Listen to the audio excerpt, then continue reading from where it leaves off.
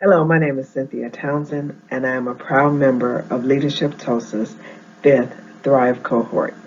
And today I will be presenting to you my impact project, Raising Awareness of Motherless Students. Often in education, we have learned about and we explore the topic of fatherlessness and its impact on student achievement and social emotional development. But rarely have we had that same conversation around the topic of motherlessness. I believe that there needs to be an increased awareness around the ideal of motherlessness so that we can better support the academic and social development of motherless students. For clarity and context, I'm defining the motherless student as one that does not live with their biological mother. And this could be due to several different reasons, such as adoption, divorce, separation, or even incarceration, and sadly, even death. I am one of those motherless students. Once I became an educator, I found myself especially even sensitive to the motherless students that were before me. There's a quote in the Bible, a scripture in the Bible that says, "Can a nursing mother forget her child?" And the Lord responds, "Yes." I came across this quote that said, "Life doesn't come with a manual, it comes with mothers." So I pose this question to you. What happens when there is no manual and there is no mom? There is no universal answer to that question.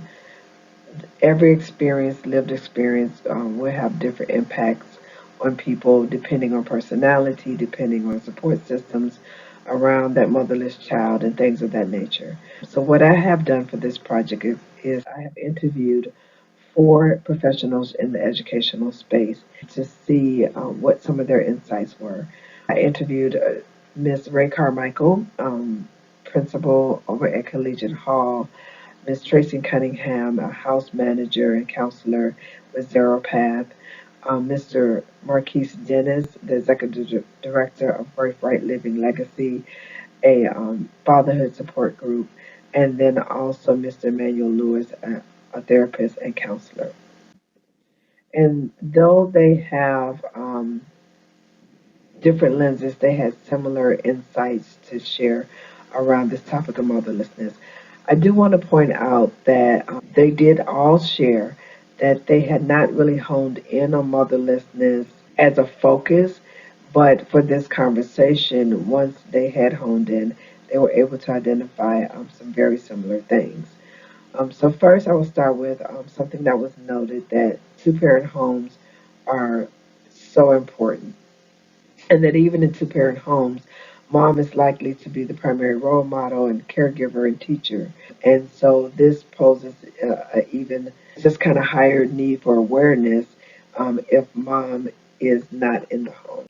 And so why is this awareness important? Because awareness offers educators the ability to acknowledge their assumptions that mom is there, that mom is present.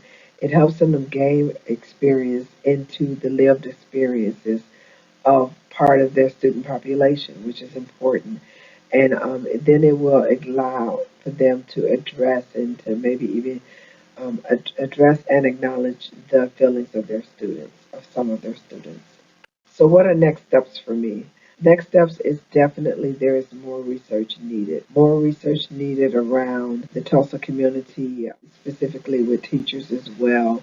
And then, even with the students, getting the voice of the motherless students where possible.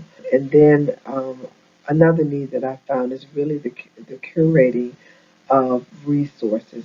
Once this awareness is raised, where would educators go? Where would teachers go to get resources that would help to support these students? I do want to make note that as I move forward to complete this work, that I need to be aware of the challenges that are present.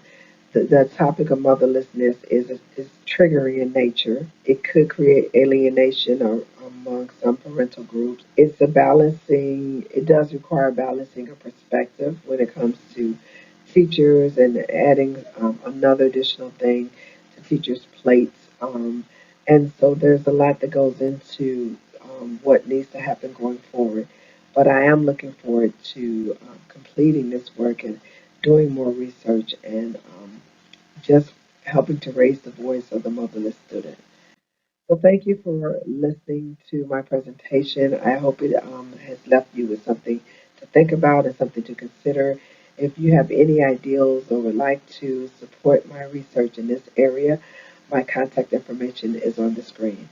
Thank you for listening and thank you to Thrive in Leadership Tulsa.